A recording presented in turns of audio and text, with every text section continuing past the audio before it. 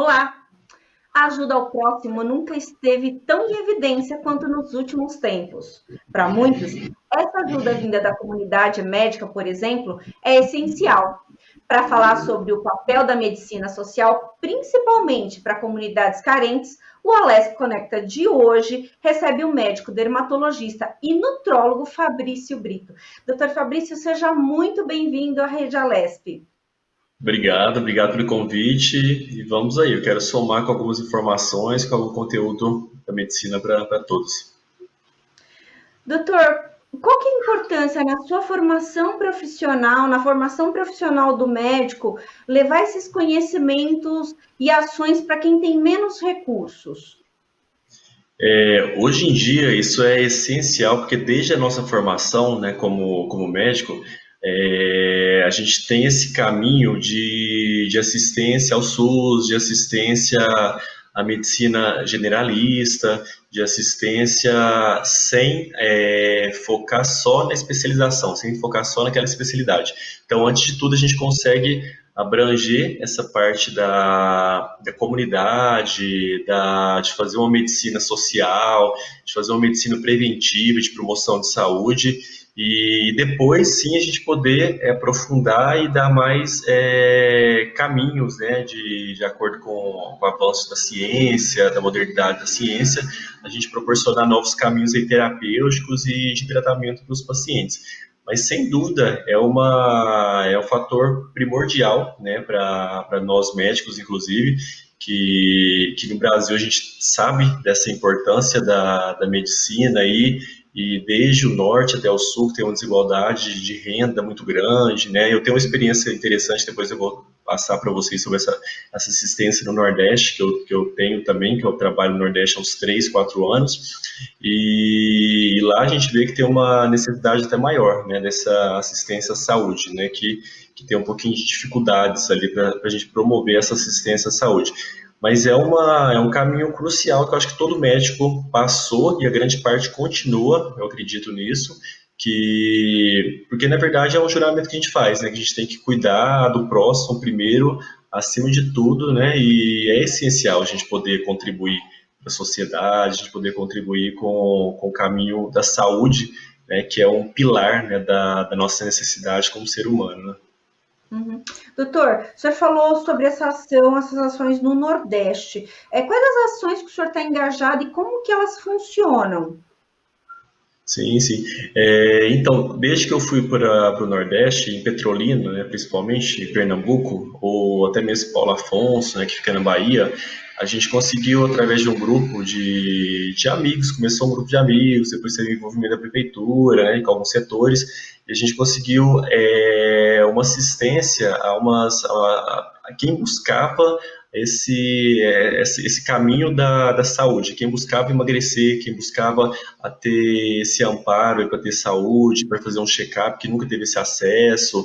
Então, eu fiz uma parceria com o setor da cidade, e aí acabou que a gente teve uma adesão grande. No começo foram 20 pessoas, depois foram 30, e aí mensalmente eu ia para Petrolina, né? Agora na pandemia que eu dei uma mudança, né? Que ainda não fui nesse momento, mas mensalmente eu ia na pandemia, eu ia para a cidade e aí eu fazia esse acompanhamento de busca de saúde que essas pessoas procuravam.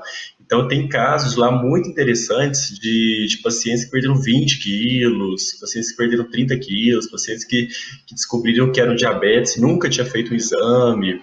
E aí, através desse caminho da medicina, o que a gente proporcionava? Uma consulta médica, uma consulta com o nutricionista, um check-up, e aí depois a gente conseguia também uma condição ali para dar o tratamento, né? Que seria através de fórmulas, de medicamentos, que a gente tratava aqueles pacientes que estavam naquele grupo, né? Naquele grupo de apoio e promoção de saúde, que a gente chamava.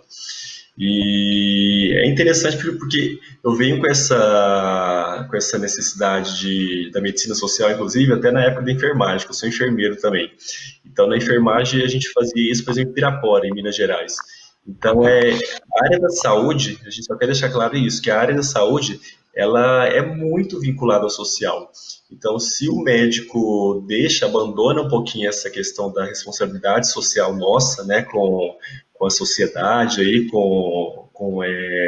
essa conduta nossa de promover saúde, prevenção, promoção de saúde, eu acho que a gente abandona um pouquinho a nossa missão de ser médico.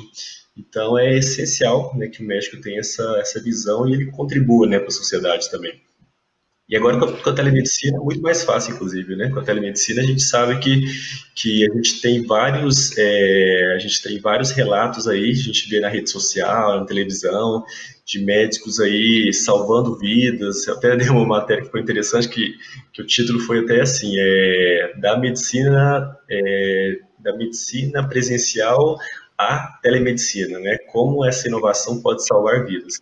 E é realmente através de uma quebra de burocracia, porque através da telemedicina, por exemplo, a gente pode prescrever medicamentos, exames, quaisquer documentos médicos via assinatura digital. Então, o médico de São Paulo pode atender pacientes do Sul, médicos do Sul podem atender pacientes de São Paulo, do Nordeste. Então, o território todo agora fica mais fácil de uma assistência médica, né? Doutor, como ficaram essas ações sociais aí no período da pandemia? Vocês conseguiram fazer algo, elaborar alguma ajuda aí para essas pessoas mais carentes? Então, a gente abriu então esse caminho da telemedicina. Então, Uhum. esse momento da pandemia, sem dúvida, eu atendi centenas de pessoas que buscavam tratamento, que buscavam check-up, que buscavam quebra de alguma dúvida, né, que tinham sobre, será que eu estou com Covid? Será que eu não estou com Covid? Será que eu tenho que ir para o hospital? Será que é a hora certa de ir para o hospital? Será que eu tenho que ficar em isolamento? Será que eu tenho que trabalhar? Então, essas dúvidas aí, né, foram bem importantes quando tinha um médico atrás para dar esse suporte. E aí, vários médicos do Brasil todo conseguiram dar esse suporte via telemedicina e proporcionou, né, com certeza, uma facilidade para quem buscou, né, essa assistência de saúde. Então, nesse momento, a gente focou mais na telemedicina. Como eu não consegui ir para o Nordeste nesse momento, porque eu vivo em São Paulo, que é uma região que tem maiores números de casos aí do Brasil, e eu atendia em Petrolina, em Paulo Afonso, que são cidades aí menores, que tinham um número menor de casos, aí até para não gerar uma polêmica, né, não gerar aquela situação de riscos, a gente promoveu então o atendimento via telemedicina. Então hoje eu continuo atendendo todos os meus pacientes do Brasil todo aí, Nordeste, Paulo Afonso, Petrolina, Delmiro Gouveia, Minas Gerais, tudo por telemedicina. Então mesmo Uhum. suporte, consulta médica, consulta com nutricionista, check-up e acompanhamento aí de dúvidas. Uhum. Doutor, o senhor também é dermatologista, que é uma área da medicina que tem uma importância muito grande, principalmente quando a gente fala de algumas regiões do Nordeste, por causa da incidência do sol, que pode trazer o câncer de pele e outras doenças relacionadas, mas é uma área que também tem um custo muito alto para que você consiga ter o atendimento mais adequado, né? Como que é possível orientar as pessoas com essa questão do custo? Dá para fazer esse trabalho social também nessa área da dermatologia? É muito interessante essa pergunta, porque eu até gosto de deixar claro para meus pacientes isso, né? Que é um tratamento que, como eu atuo no Nordeste, então tem algumas realidades diferentes, né? Eu tenho pacientes lá do Nordeste que, por exemplo, não tem tanto poder aquisitivo, né? Tem paciente do Nordeste que também tem alto poder aquisitivo. Estou falando que lá tem tanta diferença assim, mas tem paciente que quer tanto cuidar de saúde que vai atrás, né? E isso aí Uhum. geralmente até um preconceito que a gente tem, que a gente acha que o médico que cuida de pele, que cuida de emagrecimento é um médico caro. Então eu já nem vou porque eu não tenho acesso. É totalmente diferente. Como a gente tem essa realidade, né, de vivência do Nordeste, de São Paulo, a gente consegue adequar, né, adequar à realidade de cada paciente. Isso é missão do médico. O médico tem que saber proporcionar um tratamento adequado para cada situação, para cada paciente com realidade econômica diferente. Então é possível isso sim. E como eu sou médico, na verdade, com pós na nutrologia, e eu entrei muito na dermatologia após a nutrologia, e principalmente focando na parte estética, né? Então o paciente gostava muito, porque ele queria emagrecer e ao mesmo tempo cuidar da celulite, cuidar da flacidez, cuidar da queda de cabelo, cuidar da pele com acne. Quando tem um médico ali que tinha pós na nutrologia e com essa vivência em dermato, então o paciente via que tinha como tratar sem gastar muito E aí ele motivava mais ainda em cuidar da saúde, porque ele via que era acessível, né? Lógico que a gente tem fórmulas modernas aí, que se a gente for mergulhar nesse mundo da medicina, da dermato e da nutrologia, tem fórmulas caras também. Mas tem fórmulas acessíveis que dão muito resultados também. Então, isso é para cada paciente que a gente tem um tratamento adequado. Então, o essencial é quando o paciente tem aquela vontade de mudar, tá? É procurar um médico, né, que lógico que seja adequado e tenha essa visão, né, de suporte ali para cada necessidade, que com certeza vai ter uma experiência muito boa. Tem relatos aí da pandemia, por exemplo, de pacientes do Nordeste que perderam 25 quilos, 30 quilos, e tudo pacientes que não têm tanto recurso, né, financeiro. Então dá para ver que, na verdade, é mais a força de vontade, né? Não é ter dinheiro que vai ter um resultado melhor. Pelo contrário, é força de vontade de querer mudar e de querer se cuidar. Uhum. E a gente, até falando um pouquinho ainda da questão da dermatologia, o brasileiro é muito inteligente, né? Então você vê que não nas zonas mais distantes dos centros urbanos, as pessoas andam de camisa de manga comprida para proteger do sol, de chapelão, e isso sim ajuda a proteger, por exemplo, do câncer de pele. Então, o brasileiro, isso é uma tradição de muitas gerações, né? Então, o brasileiro realmente é muito inteligente para fazer essa proteção, né? Essa proteção natural. Doutor, Chapéu, né, roupas com fotoproteção. Hoje em dia a gente tem vários recursos para isso. sim, doutor, agora falando um pouquinho sobre a questão alimentar, a gente sabe que a alimentação balanceada, até para controle de doenças, infelizmente não é acessível para todos os brasileiros. Eu queria saber se o senhor observou uma queda da qualidade da alimentação das pessoas nesse momento de pandemia por conta dessa dificuldade financeira. Olha, por conta inclusive da situação de desemprego, da situação de estresse, da situação de perder um negócio que o paciente tinha, de aumentar o rompimento de relação, de aumentar divórcio, de aumentar a perda de trabalho, perda de negócios. Então, a gente da área da nutrologia, a gente notou uma incidência muito maior de sobrepeso, de obesidade, porque o paciente ele ficava mais tempo em casa, ele ficava sem trabalhar, ele ficava mais estressado, ficava do lado da casa que tinha uma cozinha do seu lado. Então, ele, de preferência, ele consumia esses alimentos aí mais rápidos, que dão prazer mais rápido, né, que são refinados, carboidratos, gordura, doces, né, em geral. E aí, com certeza, consequentemente, veio a questão do aumento da gordura corporal. Nesse momento da pandemia, a gente viu muito esse aumento, né? Esse aumento da incidência dessa questão do sobrepeso, sem dúvida, isso foi fato para a gente. Tanto é que agora, nesse momento que está um pouquinho mais normalizando, a gente está vendo os consultórios aí lotados, né? A gente está vendo que o paciente está querendo voltar e se cuidar, porque ele viu na pandemia ali, principalmente ali, que quem tem, né, esse descaso aí com a saúde, quem tem esse descuido com a saúde, né, quem tem sobrepeso, quem tem obesidade, tem um risco até maior, né, de morrer com uma doença como Covid.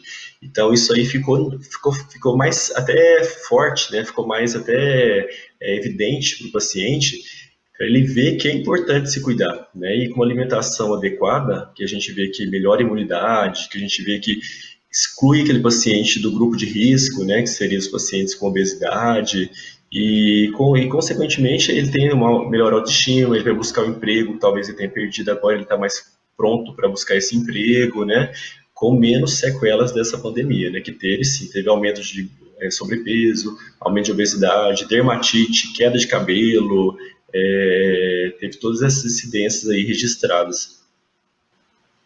Sim, inclusive eu gravei um programa sobre obesidade, observando justamente essa questão que muitos pacientes não tinham doenças pré-existentes e faleceram de Covid, e aí quando foi observar a questão da obesidade que tinha aí, né? O indivíduo obeso tem células mais com processo inflamatório mais frequente, né? Então, quer dizer, a propensão de uma doença inflamatória como Covid Sim. acarretar numa coisa grave é muito maior. Então, é um alerta importante aí, que muitas pessoas até, entre aspas, acabam romantizando a questão da obesidade, falando sobre aceitação, não são coisas iguais, são coisas diferentes, uma vez que a gente está falando aí da consequência do organismo, né? Da saúde, né? Doutor, doutor, é possível a população de baixa renda fazer escolhas mais saudáveis dentro de um orçamento menor? Como que a gente pode, o indivíduo na feira, como ele pode escolher coisas mais saudáveis gastando um pouco menos? Olha, para você, tanto que é interessante essa vivência que a gente tem eu falo que a gente tem porque geralmente eu vou com o nutricionista da minha equipe, que é o Luiz Guilherme, então ele fica com a parte de planejar a dieta e eu fico com a parte médica de prescrição e de exames, né? Essa vivência que a gente tem do Nordeste, isso mostrou tanto que é importante, por exemplo, a culinária local, né? A gente vê que no Nordeste eles têm um hábito tão mais saudável que o nosso, inclusive, por exemplo, o café da manhã que a gente fica no hotel, a gente vê ovos, a gente vê cuscuz, a gente vê tapioca, a gente vê carne seca, a gente vê batata doce, tudo no café da manhã, né? E eles estão certos, né? Porque na verdade o Nordeste mostrou que o certo é a gente comer esse carboidrato mais saudável, comer proteína desde o café da manhã. E aí aos poucos, né, com o passar do dia, a gente vai diminuindo o carboidrato e vai ficando com a quantidade somente de proteína, até chegar à noite e a ceia, né? Até chegar o jantar e a ceia. Então, sem dúvida, o Nordeste mostra isso, né? Mesmo com aquela desigualdade de renda, por exemplo, que tem no Nordeste, eles têm uma saúde, que eu não vou arriscar falar que é maior, mas é uma saúde com muita qualidade, inclusive, o Nordeste tem. Então, a gente vê isso até nos hotéis, né? Uma diferença, que aqui na região Nordeste de São Paulo, a gente vai ver que aquele café da manhã farto de bolos, de pudim, de vários doces, né? E faltando talvez aquela proteína, né? Que a gente vê somente um ovo mexido, geralmente, no máximo um ovo. No Nordeste a gente vê várias carnes, vê ovo. Então é importante a gente ter essa visão que tem como a gente alimentar saudável sem gastar muito. E o que a gente tem que ter cuidado, que a gente mais erra é no carboidrato. Então, quanto mais a gente fugir de alimentos industrializados, como farinha de trigo, como farinhas brancas em geral, e a gente dá mais preferência a, por exemplo, batata doce. Não precisa ser batata doce cozida, aquela batata doce que fica difícil de ingerir também. Pode ser, talvez, ela batida com shake de proteína, ou pode ser ela picada com um pouquinho de carne moída, ou ela acompanhada do ovo mexido. Então é só saber fazer essas escolhas aí saudáveis, dando preferência para alimentos mais naturais, né?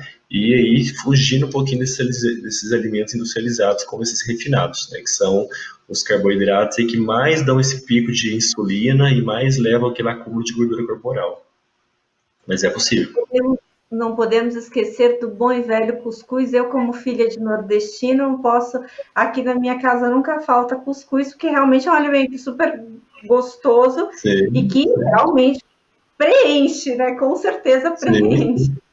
É uma fonte energética boa. Sim, doutor. É comum a gente observar na periferia as crianças com sobrepeso. Isso eu acho que por muitos fatores, né? O suco que é mais caro do que o refrigerante, a oferta de fast food, o excesso de açúcar em tudo que a criança consome, né? Mas também pela falta de opção de lazer. O senhor acha que é só uma questão financeira ou tem a ver também com a falta de conhecimento, a ação nociva de certas substâncias como o açúcar, a gordura? Por exemplo, entender um pouco melhor a embalagem, né? Os ingredientes do produto também poderia fazer diferença para que a criança ingerisse menos açúcar e mais alimento saudável.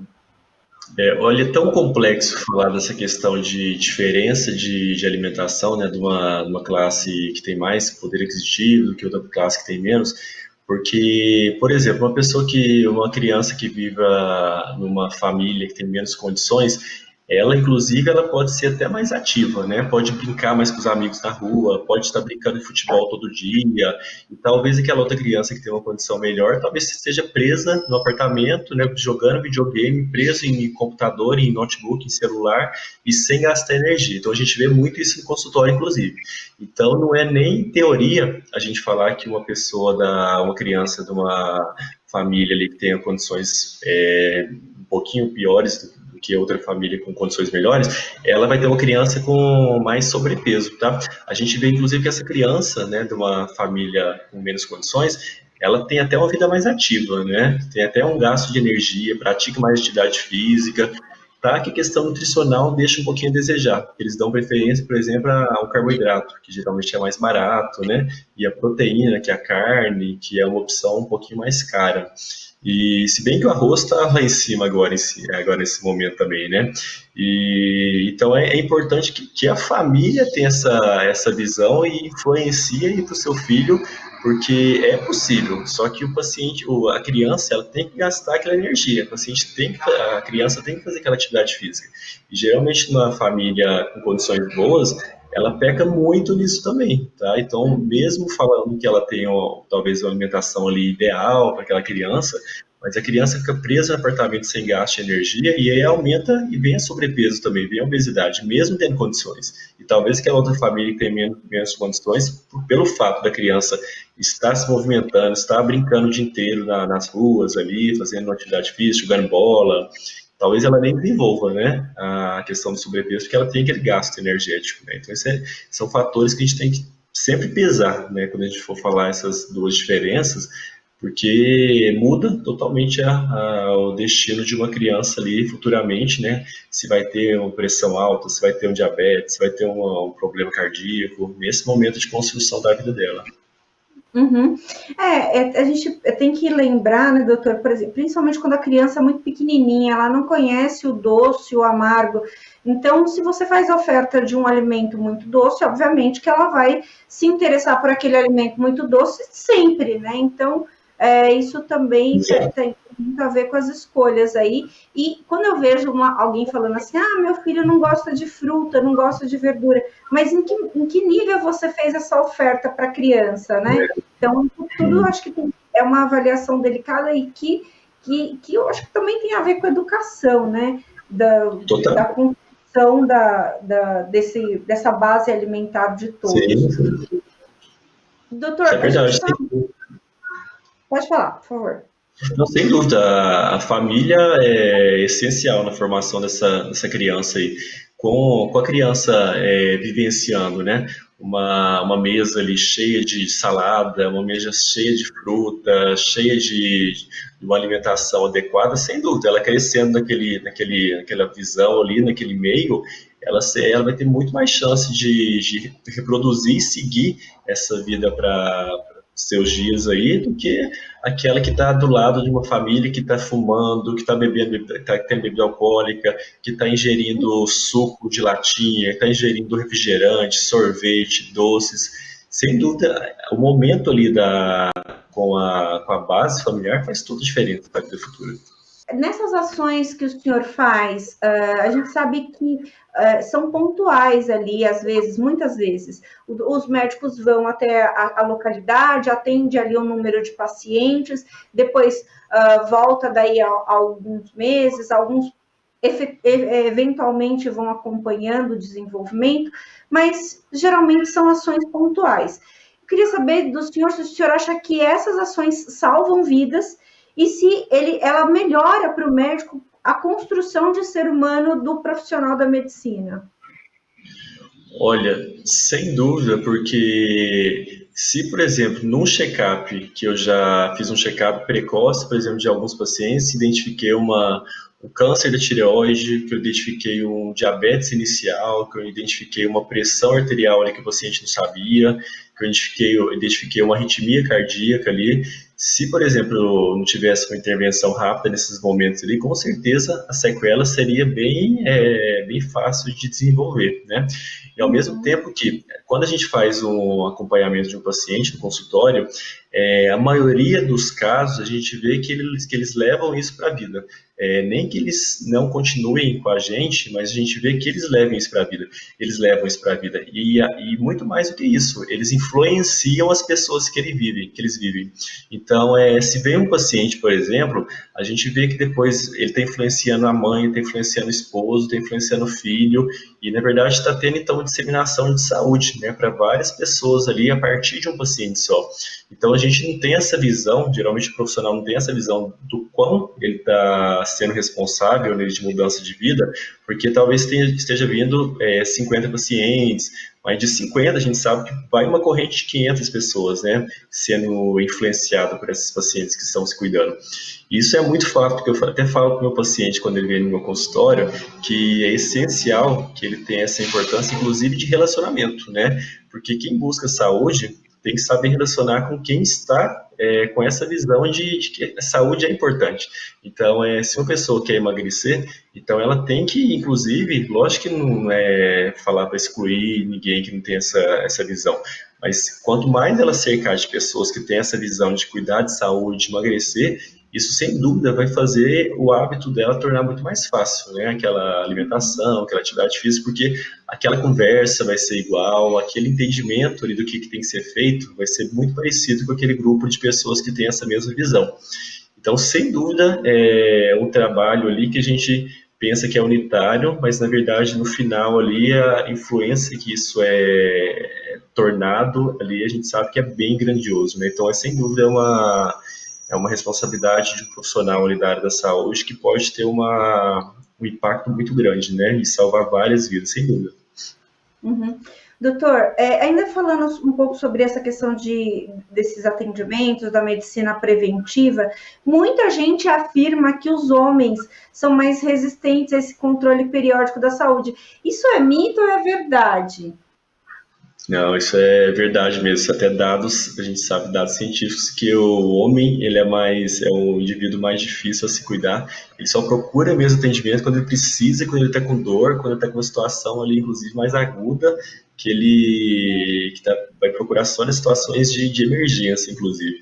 Então, a mulher, ela se cuida mais, isso aí são dados, né, que a gente vê, que a mulher se cuida mais, ela previne mais. Está mudando, né? A gente está vendo que o homem está tendo essa visão também, que está mudando, que com os veículos de comunicação, né, com as redes sociais, a gente está tendo essa proliferação de informações tão valiosas e científicas, né, como, por exemplo, esses meses aí, câncer de mama, depois próstata, e a gente sabe que tem um impacto muito bom na população em geral, mas o homem ele tem uma resistência, assim, isso é científico, isso é desde a época que eu fiz a medicina, que a gente estudou, que a gente sabe que o indivíduo masculino ele tem uma resistência maior mesmo em se cuidar.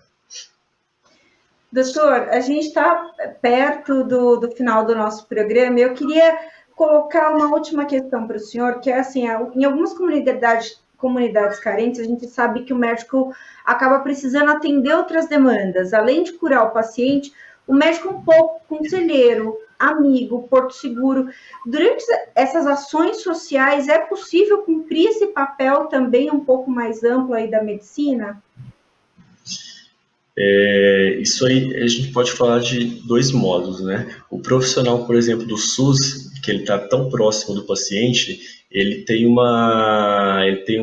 respeito, ele tem uma conexão tão boa com o paciente. Se ele conseguir desenvolver esse trabalho aí, sem dúvida, ele pode até mergulhar muito mais ainda das condições da família ali, levantar muito mais informações para ajudar aquela família daquele bairro ali do PSF, inclusive. Sem dúvida, isso é até mais fácil. Agora, o profissional que não está no SUS, geralmente ele atende com um tempo ali diferente, o paciente, então ele consegue dar uma assistência talvez ali com mais tempo, né? Que a gente sabe que no SUS ele talvez tenha uma necessidade mais rápida, né, que o profissional tem que atender mais rápido, pela exigência, né, pela quantidade ali de pacientes que estão aguardando, né, e o PSF, na verdade, ele não atinge essa questão da prevenção tanto quanto a gente imaginava, né, que seria pela teoria, né, do PSF, né, um programa tão lindo teoricamente. Mas aí tem suas falhas, né? Porque a gente sabe que pela quantidade de pacientes, o profissional ali que esteja no PSF, que está no PSF, ele não tenha nem tanto tempo de fazer isso com mais propriedade, né? Por conta daquela quantidade de serviços, né? E por conta da necessidade do programa, né? Porque não tornou então só preventivo. Então o programa é curativismo. O programa, a maior parte dele, inclusive, a gente vê na maioria das unidades, a gente vê mais curativismo do que prevenção. Então, a gente tem algumas unidades que a gente vê que eles conseguiram fazer um trabalho mais voltado para a prevenção, que seria o ideal, inclusive, né, que a gente sabe que trabalhando na prevenção a gente tem até um menor impacto, né, na questão de desenvolvimento da doença, Mas isso aí, inclusive, é a minoria. A gente vê que a maior parte dos PSF, né, trabalham com foco no curativismo, né, em o paciente procurar o posto de saúde para curar alguma doença, né, para busca daquela cura da doença. Mas isso é de acordo com cada serviço, né, que a gente vê que profissional ali, de acordo com cada perfil de profissional. Tem profissional e profissional que consegue dar essa assistência maior, tem profissional que já é mais direto, né, que vai em busca daquela necessidade que o paciente busca, pela quantidade da demanda. Então é difícil um pouquinho falar sobre isso, porque vai de cada serviço, né, de cada perfil do profissional. Né? Uhum. Doutora, eu queria muito agradecer a sua participação aqui na Lesp Conecta, desejar muita sorte aí nessa empreitada, nessa ajuda ao próximo, nessa ajuda médica ao próximo, que é tão importante para tantas comunidades. Muito obrigada pela sua disponibilidade e sua gentileza em falar conosco. Eu que agradeço, estou sempre à disposição aqui de vocês, e muito obrigado a vocês. Esse foi mais um Alesp Conecta. A gente falou de medicina social com o Dr. Fabrício Brito, dermatologista e nutrólogo. Você fica agora com a programação da Rede Alesp. Você pode rever esse programa e outros programas da Rede Alesp nas nossas redes sociais. Muito obrigada e até mais.